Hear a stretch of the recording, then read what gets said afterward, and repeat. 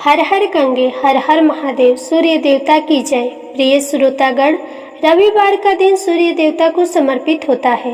जीवन में सुख समृद्धि धन संपत्ति और शत्रुओं से सुरक्षा के लिए रविवार का व्रत करना सर्वश्रेष्ठ माना गया है। रविवार का व्रत करने व कथा को सुनने से मनुष्य की सारी मनोकामनाएं पूरी हो जाती है। मान सम्मान धन यश और उत्तम स्वास्थ्य भी मिलता है। सूर्य देव का व्रत 12 रविवार 30 रविवार या फिर 1 वर्ष तक करना चाहिए। रविवार को सूर्य उदय से पहले बिस्तर से उठकर शौच और स्नान आदि से निवृत्त होकर स्वच्छ लाल रंग का वस्त्र पहनना चाहिए।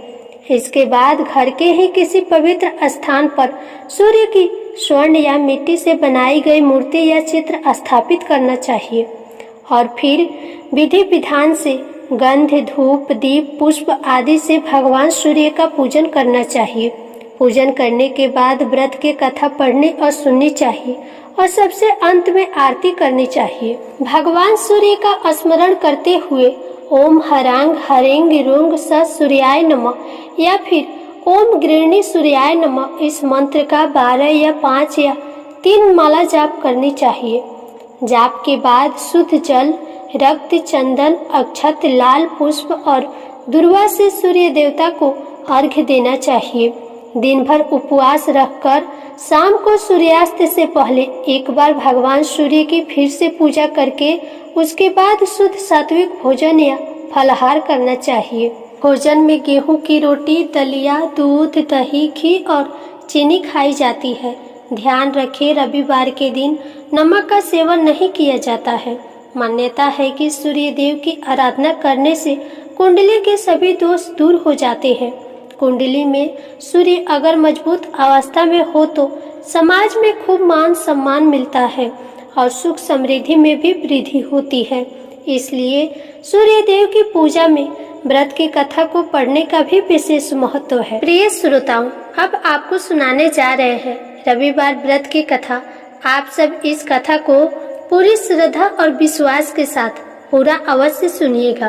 प्राचीन समय में एक नगर में एक वृद्धा रहती थी। वह प्रत्येक रविवार को सवेरे ही गोबर से घर लीपकर स्नान आदि कर सूर्य देव भगवान की पूजा करती। फिर भोजन तैयार कर भगवान को भोग लगाकर स्वयं भोजन करती थी। श्री हरि की कृपा से उसका घर सभी प्रकार के सुख और धन्य धान्य से पूर्ण था। किसी प्रकार का विघ्न या दुख नहीं था। सब प्रकार से घर आनंद रहता था। उसकी एक पड़ोसन जिसकी गौ का गोबर वह बुढ़िया रोज लाया करती थी, वह उस बुढ़िया की संपन्नता से जलने लगी। वह विचार करने लगी कि यह वृद्धा सर्वदा मेरी गौ का गोबर ले जाती है। इसलिए अगले दिन से वह अपनी गौ को घर के भीतर ही बांधने लगी। वह रविवार का दिन था। बुढ़िया को गाय का गोबर न मिलने के कारण अपना घर लीप न सकी। उस दिन उसने न तो भोजन बनाया और न ही भगवान सूर्य देव को भोग लगाया और न स्वयं भोजन ग्रहण किया। इस प्रकार उसने निराहार व्रत किया। रात्रि हो गई, वह भूखी ही सो गई।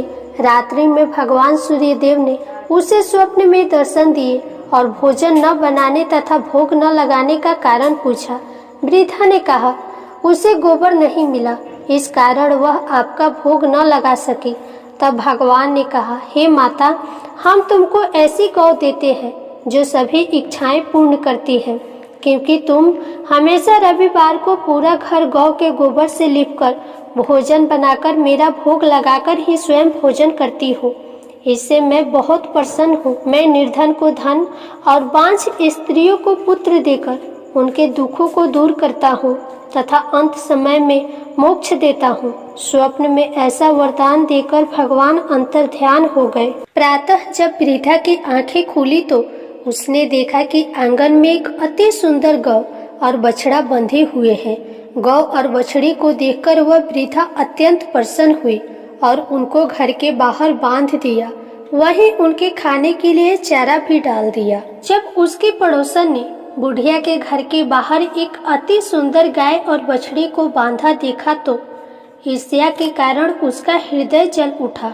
जब उसने देखा कि गौ ने सोने का गोबर किया है तो वह चोरी से उस गौ का गोबर उठाकर ले गई और अपनी गौ का गोबर उसकी जगह पर रख गई। वह प्रतिदिन ऐसा करती। सीधी साधी बुढ़िया को उसकी इस चालाकी की खबर न हुई। सर्वव्यापी ईश्वर ने सोचा कि चालाक पड़ोसन के कर्म से बुढ़िया ठगी जा रही है। एक दिन भगवान ने संध्या के समय अपनी माया से बड़े जोर की आंधी चला दी। बुढ़िया ने आंधी के भय से अपनी गौ को घर के भीतर बांध लिया। प्रातः काल उठकर जब वृद्धा ने देखा कि गौ ने सोने का गोबर दिया है तो उसके आश्चर्य की सीमा न रही। अब वह प्रतिदिन गौ को घर के भीतर बांधने लगी। पड़ोसन ने देखा कि बुढ़िया गौ को घर के भीतर बांधने लगी है और उसका सोने का गोबर उठाने का दाव नहीं चलता तो वह ईर्ष्या और डाह से जल उठी। अन्य कोई उपाय न देखकर पड़ोसन ने उस देश के राजा की सभा में जाकर कहा, महाराज, मेरे पड़ोस में एक वृद्धा के पास ऐसी गौ है जो नित्य सोने का गोबर देती है। आप वह सोना प्राप्त कर उससे प्रजा का पालन करिए। वह वृद्धा इतने सोने का क्या करेगी। उसकी बात सुनकर राजा ने अपने दूतों को वृद्धा के घर से गौ लाने को आदेश दिया। वृद्धा प्रातः भगवान को भोग लगाकर भोजन ग्रहण करने जा रही थी कि राजा के कर्मचारी गाय खोलकर ले गए। वृद्धा बहुत रोई चिल्लाई, किंतु राजा के कर्मचारियों के सामने कोई क्या कहता। उस दिन वृद्धा गौ के वियोग में भोजन न कर सकी और रात भर रो रो कर सूर्य देव से गौ को पुनः पाने के लिए प्रार्थना करती रही। राजा गौ को देख बहुत प्रसन्न हुआ, लेकिन अगले दिन सुबह जैसे ही वह उठा, सारा महल गोबर से भरा दिखाई देने लगा। राजा यह देखकर घबरा गया। भगवान सूर्य देव ने रात्रि में राजा को स्वप्न में कहा, हे राजा, गाय वृद्धा को लौटाने में ही तेरा भला है। उसके रविवार के व्रत से प्रसन्न होकर मैंने यह गौ उसे दी थी। प्रातः होते ही राजा ने उस वृद्धा को महल में बुलाकर बहुत से धन के साथ सम्मान सहित गाय बछड़ा उसे लौटा दिया और अपनी ऐसे करने के लिए उसे क्षमा भी मांगी। इसके बाद राजा ने उसके पड़ोसन को बुलाकर दंडित किया। इतना करने के बाद राजा के महल से गंदगी दूर हुई। उसी दिन से राजा ने नगर वासियों को आदेश दिया कि राज्य की समृद्धि तथा अपनी समस्त मनोकामनाओं की पूर्ति के लिए रविवार का व्रत करें। व्रत करने से नगर के लोग सुखी जीवन व्यतीत करने लगे। अब कोई बीमारी तथा प्रकृति का प्रकोप उस नगर पर नहीं होता था। सारी प्रजा सुखी से रहने लगी। प्रिय श्रोताओं, यह तो थी रविवार व्रत की सूर्य देवता की कथा। अब एक और कहानी सुनिए। एक समय की बात है, सूर्य भगवान की रानी के मायके से खबर आई, किंतु रानी सा को मायके जाने का मन नहीं था। सूर्य नारायण भगवान रानी को ये कहकर जबरदस्ती मायके भेजने लगे कि जाओ, मैं आपके लिए वहाँ अच्छी अच्छी वस्तुएं भेजूंगा। रानी सा अपने पीहर के लिए चली गई।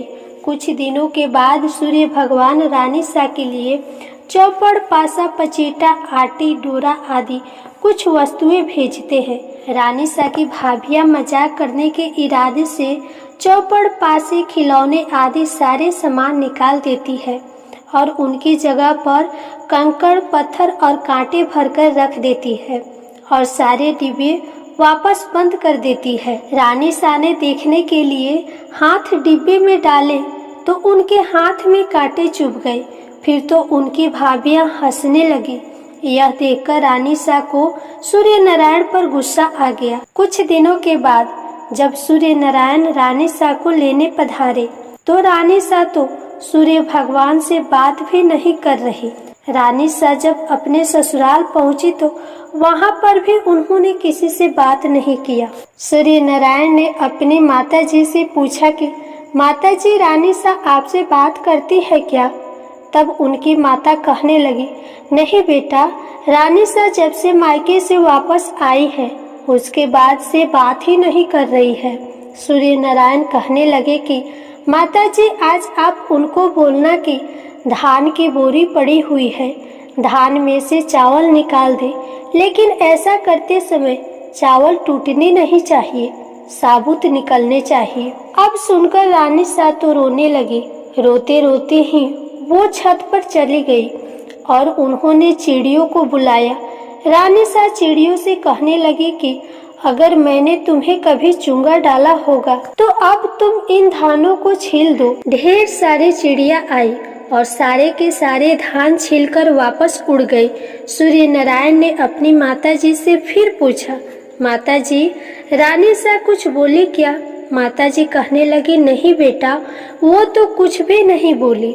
सूर्य नारायण भगवान ने फिर से कहा, अब की बार आप उनको कहना कि 108 छेद वाली मटकियां है, उनमें पानी भर दो। भला इतने छेद वाली मटकी में पानी कहाँ से रुकता? सूर्य नारायण ने सोचा कि अब तो रानी सा को बोलना ही पड़ेगा। जब ये बात रानी सा ने सुनी तो वे फिर से रोने लगी, लेकिन बोली कुछ नहीं और 108 छेद वाली मटकियां लेकर तालाब पर पहुंच गई। तालाब पर पहुंची तो वहां पर भी वो रो ही रही थी। उन्हें रोता देखकर तालाब की मेढकी आई और उनसे पूछने लगी कि आप क्यों रो रही है? रानी सा ने कहा कि सासू जी ने 108 छेद वाली मटकियों में पानी भरने को कहा है, भला उनमें पानी कैसे रुकेगा? मेढकियां बोलने लगी कि रानी सा आप चिंता मत करो, हम सारे छेद में चिपक जाएंगे, फिर आप आसानी से पानी भर लेना। फिर क्या था, उस सारी मेढकियां तो घड़े में जितने भी छेद थे उतने में चिपक गई। फिर रानी सा ने पानी से मटके भर लिए। उस दिन भी संध्या काल में सूर्य नारायण ने अपनी माताजी से पूछा, माताजी, रानी सा आज बोली क्या? उनकी माताजी कहने लगी कि नहीं बोले। सूर्य नारायण कहने लगे कि कल आप उनसे बोलना कि बाग में उनकी मासी जी आई हुई है, उनसे मिलने के लिए जाएं और उनको यह भी बोलना कि जिस तरफ चरमों बिखरे हुए हैं उधर जाएं। अगले दिन सूर्य नारायण रास्ते में एक स्त्री का रूप बनाकर लंबा घूंघट निकालकर बैठ गए और जब रानी सा उस तरफ आई तो सूर्य नारायण स्त्री का रूप धरकर ही बैठे बैठे रोने लगे। रानी सा ने कहा, क्यों रो रही हो? कोई मुसीबत आ गई है क्या? अरे, मुझसे ज्यादा मुसीबत थोड़ी आई होगी। अगर मेरे जितनी मुसीबत आती तो फिर क्या करोगी? सूर्य नारायण बोले कि आपको क्या मुसीबत है? रानी सा बोलने लगी कि क्या बताऊं, मैं पीहर नहीं जा रही थी, फिर भी इन्होंने मुझे जबरदस्ती भेज दिया और बोले कि मैं अच्छी अच्छी वस्तुएं और बहुत सारी चीजें भेजूंगा, लेकिन इन्होंने तो डिब्बे में भरकर कंकड़, पत्थर और कांटे भेज दिए। मैंने देखने के लिए जैसे ही डिब्बे में हाथ डाला तो मेरे हाथ में सारे कांटे चुभ गई और मेरी भाभियां मेरा मजाक उड़ाने लगी। थोड़े दिन बाद जब ये मुझे वापस लेने आए तो मैं ससुराल आ गई और फिर धान से मुझे चावल निकालने को बोला। ये भी कहा कि एक भी चावल नहीं टूटना चाहिए। फिर मुझसे 108 छेद वाली मटकियों में पानी भरने के लिए कहा। अब आप ही बताओ, छेद वाली मटकियों में पानी कैसे रुकता? वो तो मेढकियां मटके के अंदर चिपक गई, जो मैंने पानी से भरा हुआ मटका घर ले जाकर रख दिया। ऐसा कहते ही रानी सा तो जोर जोर से रोने लगी। बस फिर क्या था, सूर्य नारायण ने स्त्री का रूप त्यागा और रानी सा का हाथ पकड़ लिया और अपने असली स्वरूप में आ गए। सूर्य भगवान बोले, चुप हो जाओ रानी सा, मैंने तो डिब्बे में चौपड़, पासा, आटी, डोरा, मिठाई और अच्छी अच्छी चीजें भेजी थी। आपकी भाभियों ने ही मजाक करी होगी, मैंने नहीं की थी। ये बात अगर आप मुझे पहले ही बता देती तो इतनी मुसीबत नहीं झेलनी पड़ती।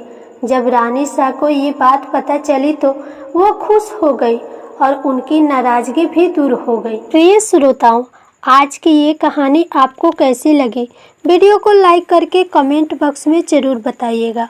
और अगर आप हमारे चैनल पर नए हैं तो प्लीज़ चैनल को सब्सक्राइब करके बेल आइकन को प्रेस कर दीजिएगा, ताकि हमारे चैनल पर अपलोड होने वाले वीडियो का नोटिफिकेशन सबसे पहले आप तक पहुंच सके।